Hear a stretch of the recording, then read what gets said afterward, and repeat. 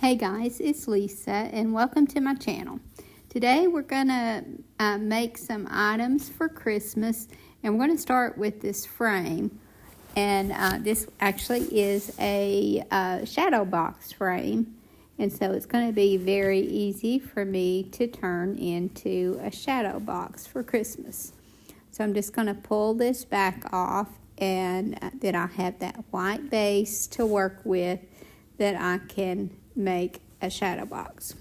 Now I have this rice paper that I ordered last year from Decoupage Central, and I want to take this larger church and add it inside this shadow box. And I want to rip this out because it's not going to cover the whole thing, and anytime that I'm adding rice paper that doesn't cover the whole area, I like to rip it out because I don't want to see those sharp edges. And this way it just kind of, those little fibers just kind of blend into the paper, and it just has a lot better look. I also don't want to see this bright white around, so I'm taking the colors that's already in that background and working them into just around the edge that is going to show, in the area that's going to show.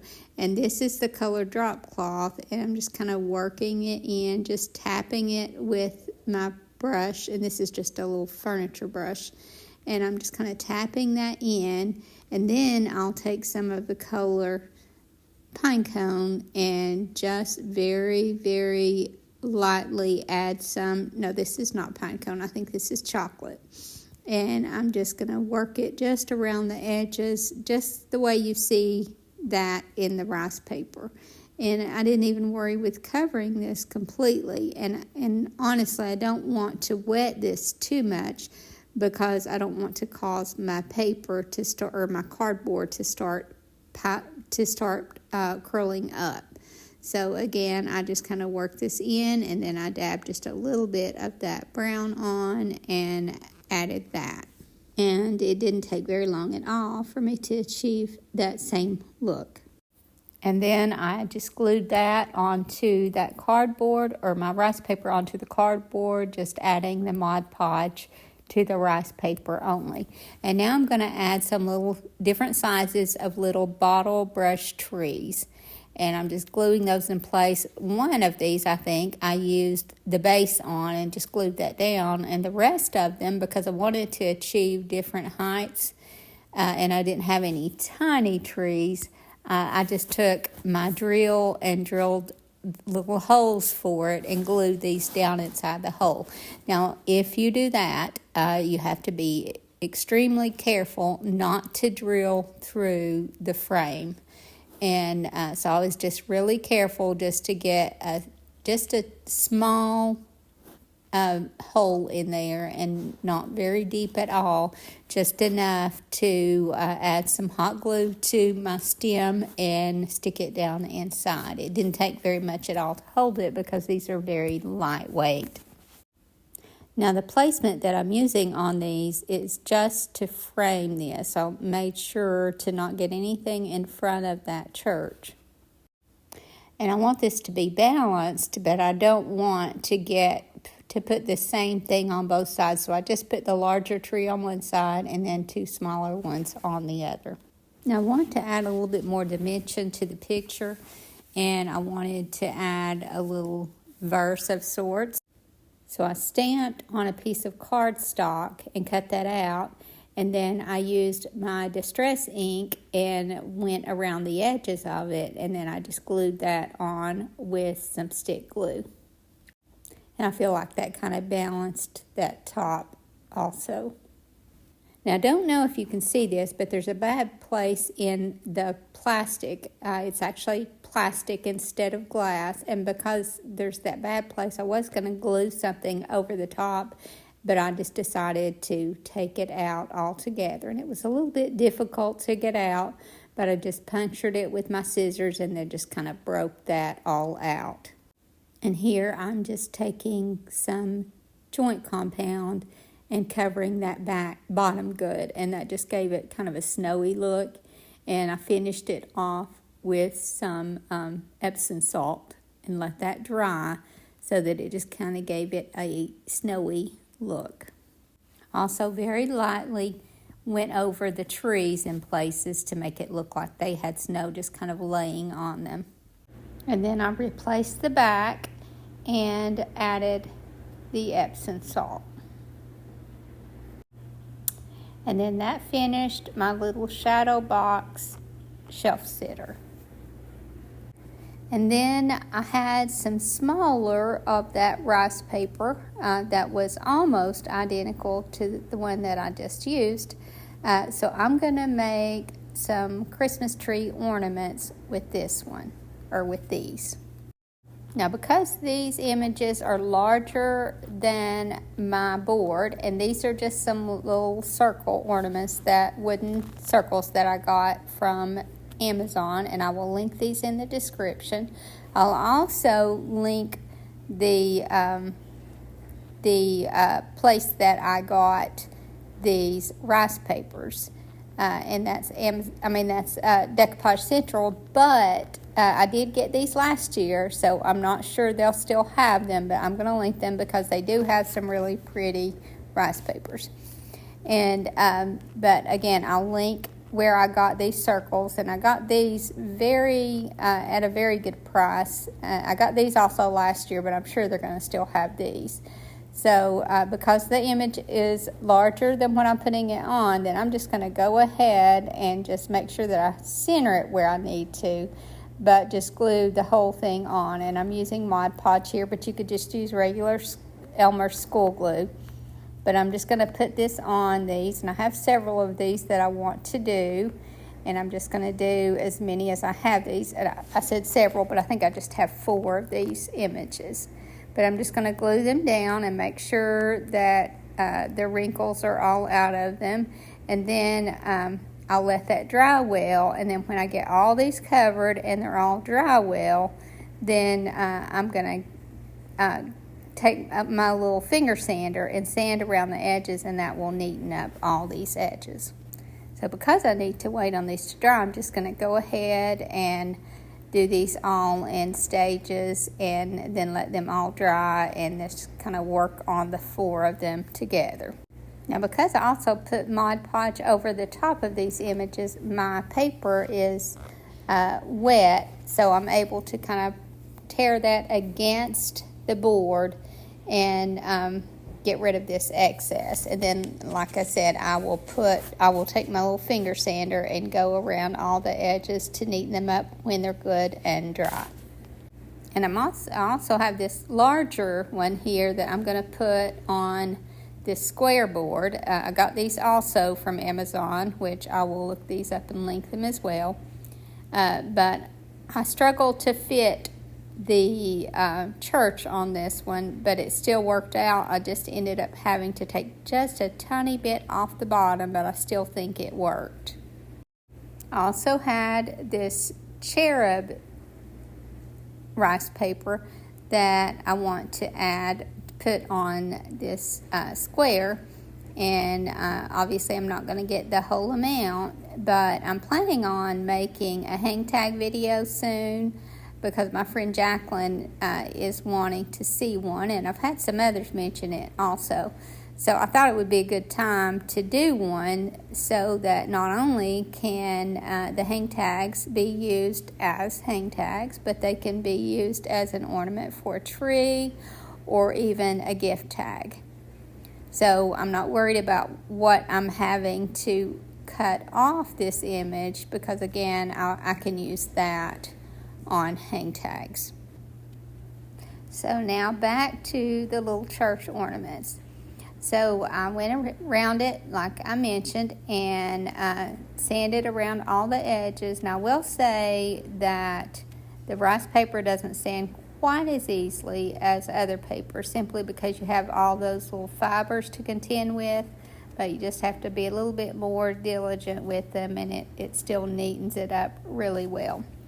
Now, the first thing that I did was take my distress ink and went around all the edges. And I've already done that here, but it was an unnecessary step because I decided I wanted to lighten these up a bit and ended up covering that up anyway. So I'm taking some white, and I'm using a Dixie Belle cotton white here, but any white will work. And I'm lightening up the light on these churches. Now, I don't want full coverage here. I just want to kind of dry brush some of that paint on. And again, I just want to brighten this up a little bit and give it more contrast so that it shows up well. So I just took some of the little areas in the church and used the white paint to highlight them. I'm even doing the moon here, but I'm being very careful not to get much paint at all on the moon. I just want that to be more visible. And where there wasn't white, but maybe there was a little bit of a highlight, I just used the white to brighten that highlight up. And I also dabbed some on the trees to make those look more snowy. And even the little dots of snow in the back, I went over that. So just wherever I felt like it needed brightened up, that's where I put it. And I wasn't careful at all. I'm just kind of dabbing this on. It doesn't need to be perfect. It just needs to have some highlights. And I did that with all 4 of these ornaments. And I also did it with the square, larger ornament as well. Again, you don't have to be a great painter here. You just want to dab some of this on in places. And I think if you were to get too neat with this, it wouldn't look as good even. So just dab it wherever you see that they have highlights. But if you miss some of those highlights, then that's not a big deal either. It just, you want to brighten this up, or that's what I wanted in this case. I also thought that another way that I could brighten this up a little bit is to bring some of the blue in the picture around to cover the brown edges where my image didn't, even though the picture covered the whole area, I didn't want that little framed area to show. So I discovered that the color Paint Blue, and that's a Dixie Belle color, is a perfect match for the lighter blue in these images. So I'm just taking a little sea sponge here and just dabbing that around the edges. Now, I don't need full coverage, but I do want to make sure that that border is completely covered, as in you don't see that border. So I did that with all of these. I also did that with the square one. Now, I don't want to add too much to these, but I feel like they need a little bit of character, and I don't want to give them so much character that it takes away from this beautiful image. Because I think when it comes to Christmas decor, these meaningful ornaments, especially the nativity, but also these little churches, just add so much of the faith aspect that I don't want to overdress these. I want this to be about faith and not so much all the extra embellishment.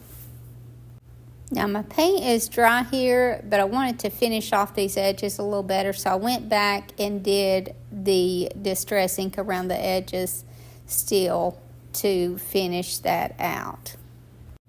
Now I want to add a cloth element to this and to these, and the round ones I'm just going to add a hanger and that's it. But I wanted to match the blue in the ornament with some strips of fabric that I've torn and little strips of lace that I've cut, but these are not the color that I want them, and the only way to get an exact match is to water down some paint or add paint into water actually. Now I will say that I added I started out with too much water here, and I end up dumping at least half that out and adding a little bit more paint to it. But what you do is you just add paint to your water, and stir it up really well, because you don't want any paint sitting on the bottom, because if you do that, you're going to get little clumps of paint on your cloth, but then you'll have areas that don't have as much on them. As you can see, this wasn't enough here, so end up dumping about half that out and then adding a little bit more paint back into it, and then putting my fabric back in. Again, you want to make certain that you stir this well. Now, if you're working with a darker paint, you can use less water or more water and less paint, and then it won't even affect the texture of your fabric once it dries. Now, because I've added a lot of paint here, this will dry a little bit harder than it started out being. But what I do to fix that is, once it's dry really, really well, then I just kind of keep roughing that fabric up in my hands, and the more you move it, the more pliable it gets, and you'll end up with almost the texture that you had before you stained it. So all that I'm going to do to these little round ones is take a piece of lace probably about 8 inches long, and then feed that through the hole in the top. I did have to reinforce that hole because of the image covering that up, but then I just fed that through and tied it off, and I'm going to keep these very, very simple. Now for the square one, I'm going to have to do the hanger obviously different on this one. So I'm going to drill a hole in both sides of the top and add my lace that way. And I'm using about a 10-inch piece here, and I think I just used a different fabric here. I think this is just regular sheet fabric that I stained the same way. And I'm feeding it through the back and onto the front, and then I tie a knot so that knot is exposed in the front. Now, if you don't like that showing, you could do the reverse of this. I just like the look of that little knot there on the top. And then the reason that I didn't use the lace on this one is because I'm going to use both this fabric and lace to make a little shabby bow to go on the top of this one, because I felt like this one I could add just a little bit more to it. But I also wanted to add just a little bit of greenery behind my bow to kind of make it pop and to give it a little bit more of a Christmassy look. So I just glued those on, and then I'll glue my bow on the top of that. Now on this shabby bow, I only used about 5 or 6 pieces of fabric. I didn't want this one to be very big at all. I just wanted to give it a little simple bow. And I also glued a few little berries there in the center of the bow. And I think that brought the cream color up from that was left on the church to the top, and it's kind of helped balance that out, I think. But I just love how these turned out. I think that although they're not very Christmassy colors, they just have a really, really pretty look to them. And now back to my little cherub ornament. So I drilled holes on both sides of the top of this one also, and I'm going to add a hanger the same way that I did on the other square one. And I'm just using some vintage lace here that hasn't been dyed, and feeding that through the back and tying a knot just like I did on the last one. Now I have this tiny bit left of this fabric that my sister thrifted quite some time ago. These were actually curtains, and she used them, but there were several of them, and she gave me a pair, and we just kind of ripped them into strips to make our strings. And if you have a hard time finding ribbon and you want to use it, just find fabric that you like and either cut it into strips, or most fabric can even be torn into strips, which is what I did with this one.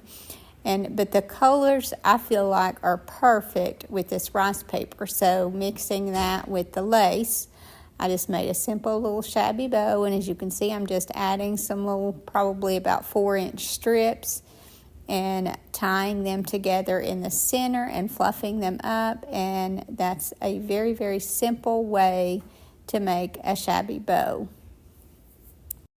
So then I just trimmed this up the size that I needed it.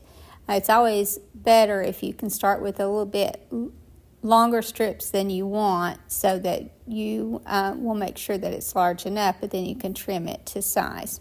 And then once I glued that on, then I just found a little tiny button and glued that in the center of my shabby bow, and this one was finished.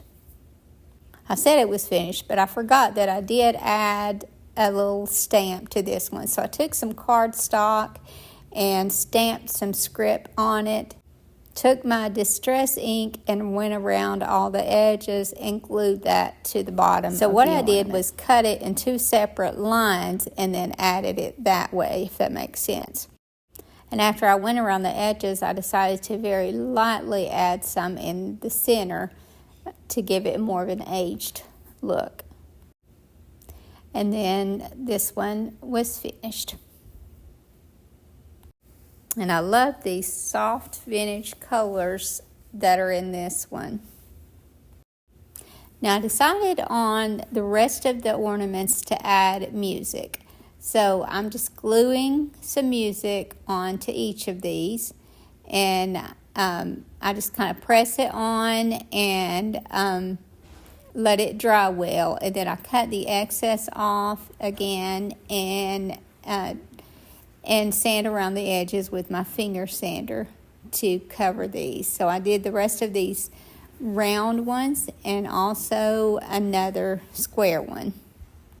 And it also helps if you're trying to get your paper to lay smooth without bubbles, to put some sort of plastic on your hand and rub that out.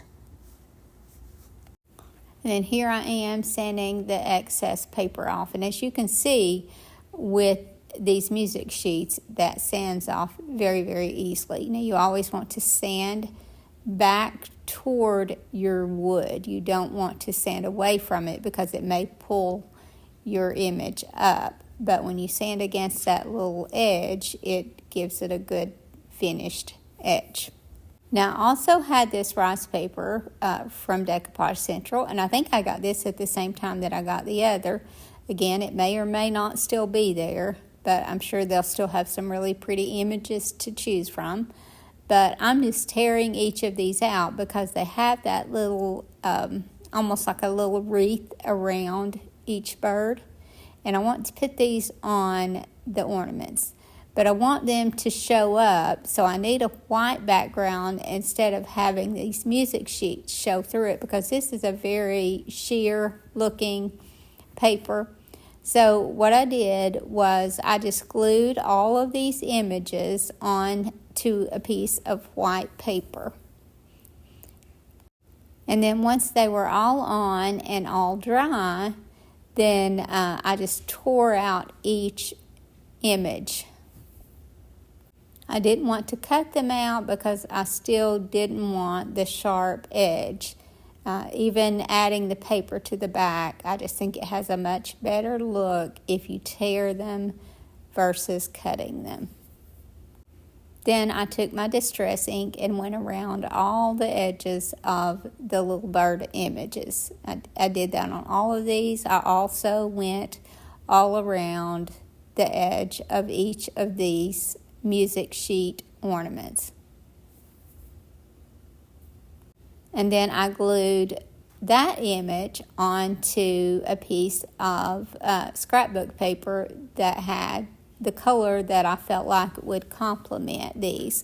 And I wanted to keep these in 2 different colors, so I'm going with both red and green. So I had some scrapbook paper that had a pretty print on it in that color, and I'm going to glue these to these 2 sheets of scrapbook paper. And then once they dry, then I'm going to tear that out also leaving just a small border of the color. And then, of course, I used my Distress ink and went around that colored border as well. And then I just glued all of these on to the music sheet circles. And I'm just using regular Elmer's school glue here. You could also use Mod Podge, but this was easier for me to just squirt it on there and kind of rub it in. So I glued this to all of these and made sure to open that hole back up on the top. And that's another thing, when I glued these on, I had to be careful making sure that the hole was always on the top. And that's what I'm notorious for, is gluing things on the wrong side or upside down. So you just have to be really careful with these.